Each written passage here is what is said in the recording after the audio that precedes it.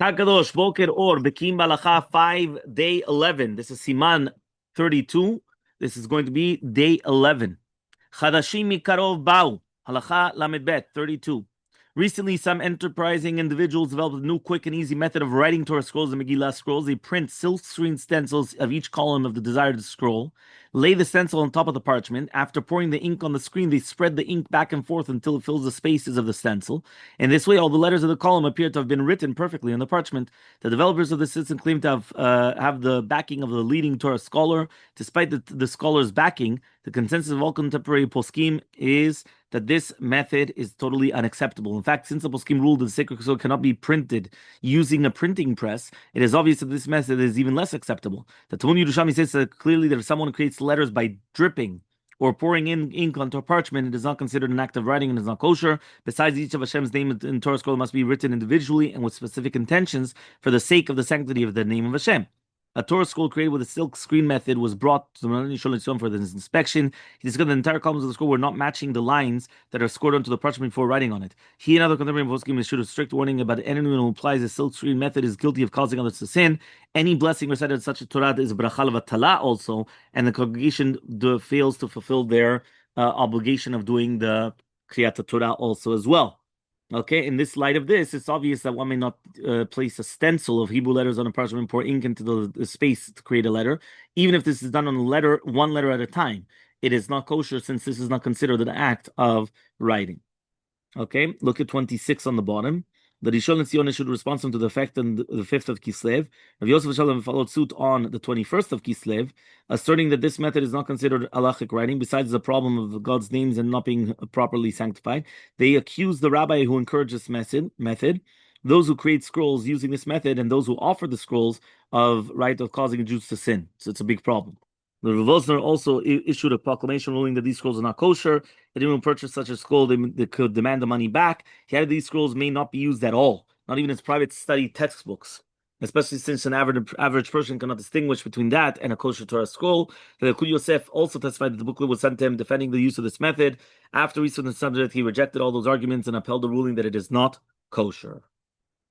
Okay, sirtut. Sirtut are basically the lines, the scoring of the lines. Number 33, Halacha Lamed Gimel. Technically, it's not necessary to score the lines of Tefilin, write scrolls before writing them.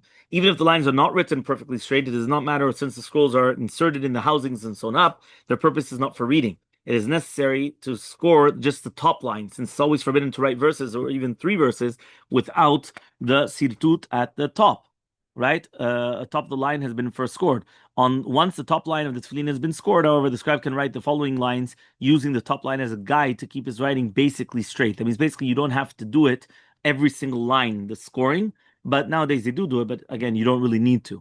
Let's see the footnote. The footnote is number 27. The Gemara Masechet Menachot teaches that each line of a Torah scroll or mezuzah, right, be scored before writing. Tefillin scrolls, however, do not require score lines. This is the ruling of the Rambam. Rabbeinu Tam added that even when wearing tefillin scrolls, it is necessary to score the top line. This is because the Gemara teaches that it's forbidden to write 3 or more words of a verse in a square Hebrew letters without first scoring the line. This halacha is cited in the Shulchan Aruch. The Sefer Truma also cited in the Bet Yosef, likewise, right? The Rabbeinu Tam that he added that he says over here that he says underneath the bottom line as well. So that the vertical scoring of the right and left margins. The Shulchan Aruch ruled that it is necessary to score the top line of the tefillin, but the Rama added that to score all 4 sides, meaning that you should do like a square. Okay?